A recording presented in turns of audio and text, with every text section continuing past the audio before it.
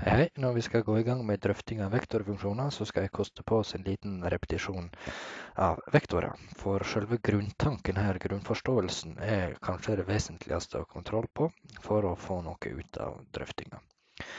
Så da skal jeg begynne helt på scratch med hva vi mener med en vektor. En vektor har både størrelse og retning i motsetning til vanlige tall, og for å beskrive det så bruker vi piler, og mellom punkt A og punkt B så er størrelsen til vektoren da lengden på pila, og retningen da gitt av den vinkelen mellom A og B. Og for å beskrive den vektoren her med vektorkoordinater, så må vi telle trinn i x-retning og trinn i y-retning. Og hvis vi bare bruker ruteark her, så får vi så mye som 9 sånne småruter i x-retning og 6 småruter i y-retning. Og vektoren fra A til B skriver vi da med en vektorsymbol over, og med vektorkoordinater så bruker vi firkantklammer, og den er da 9 i x-retning, 6 i y-retning. I enkelte sammenhenger, så hvis vi bare er interessert i retningen, så kan vi korte ned tallverdiene, og si som så at retningsvektoren er 2-vektor, så jo er en vektor med akkurat samme retning, men størrelsen er forskjellig, så vi kan ikke si at den ene er lik den andre, så det er kun retning vi kan få kortet ned på den måten. For hvis det for eksempel er en fart det er snakk om, så er lengden på pila jo vesentlig for å beskrive hvor stor den farten er. Når vi skal utvide denne konkrete tallforståelsen vektorer til å beskrive fysiske fenomen, så er tida gjerne et sånt praktisk stikkord, for x-koordinaten kan variere med tida, og y-koordinaten også med tid som en parameter. Og vi skal for ordens skyld ta igjen parameterframstilling straks, men jeg har lyst til å bare ta den sånn prinsipielle beskrivelsen av vektoren fra A til B da. A til B-vektor, så vi da snakker om, den kan ha en x-funksjon som ikke er, eller en x-verdi som ikke er beskrevet bare med tallet 9, men en x som funksjon av tida. Og på samme måte så er ikke det gjerne hensiktsmessig å beskrive y-verdien bare som et konkret tall, men en y som funksjon av tida. Og det leder oss da over til parameterframstilling, som det var borte i avslutningen av vektorkapitlet i 3.11 og 3.12 var vel det.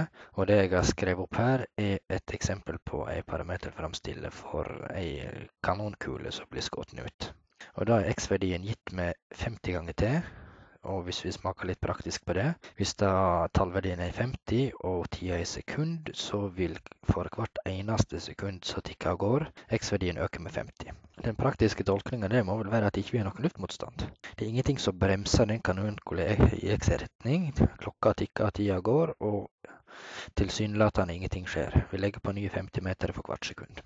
I y-retning så har vi også en utgangsfart på 78,4 meter per sekund, men der skjer det noe. Og det siste leddet som vi trekker fra, de som har fysikk bør kanskje kunne ta det som en gjettekonkurranse og svare på det. Det er nok det som beskriver tyngdeakselerasjon, som gjør at kula til slutt må ramle ned igjen. Og her er det tilfellet at vi ser bort fra luftmotstand, så er det vel det som avgjør hvor langt kula kommer.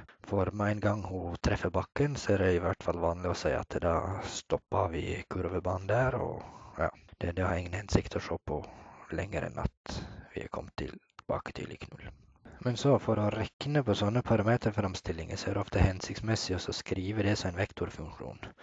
Det er den vanlige bokstaven å bruke r, vektor, med t som variabel.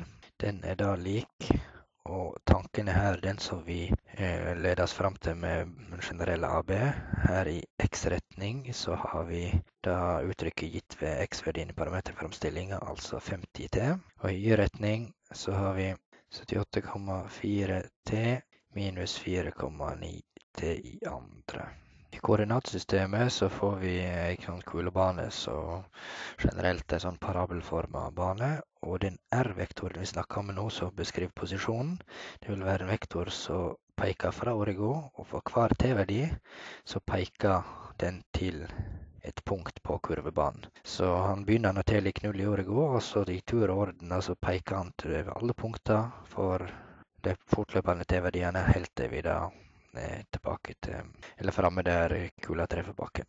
Når vi skal analysere den bevegelsen her, så er det hensiktsmessig å finne fart og akselerasjon for kanonkula. Og da er det igjen forhåpentligvis repetisjon for det som er fysikk, men for alle andre så må vi ta en sånn oppsummering her.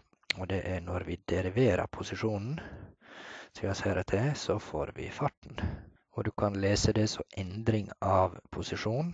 Jo, hvor fort endrer en posisjon seg, det er farten som beskriver. Så posisjonsendringen, det er i praksis fart. Men så er det spørsmål hvordan farten endrer seg. Og når vi da deriverer farten igjen, finner endringen til farten, ja, sånn hvis du gjør bil, så er det spørsmål om det gir gass eller bremser. Da finner du akselerasjon. Så vi ser her at vi har en sånn totrinnsderivasjon.